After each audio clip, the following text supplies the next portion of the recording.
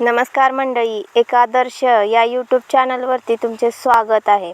मंडळी, वाढत्या बेरोजगारीमुळे असंख्य शेतकरी व तरुण प्रवर्ग हा शेतीपूरक व्यवसाय म्हणजे शेळीपालन या व्यवसायाकडे भर देत चाललेला आहे. त्यामध्ये बाजारपेठेमध्ये असंख्य जातीचे बोकड आपल्याला पाहायला मिळतात. त्यामधील आफ्रिकन बोर क्रॉस नावाचा बोकड तो आता सध्या बाजारपेठांमध्ये जास्त प्रसिद्ध होत चाललेला आहे.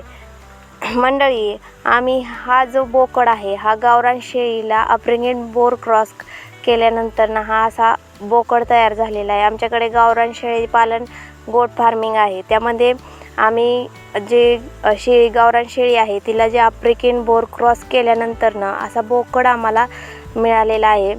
तर ह्या बोकडाचे वय साधारण मला वाटतं 9 महिने आहे आणि याची उंची आणि उंची आणि वयानुसार जर तुम्ही बघू शकत असालच की याची वाढ किती जोरात आहे. ती आता ही 9 महिन्याचा बोकड आहे. 9 ते 10 महिन्याचा अंदाजे हा बोकड आहे.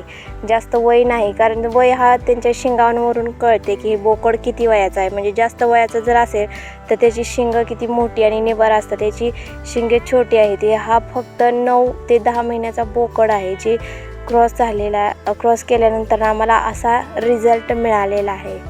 धन्यवाद.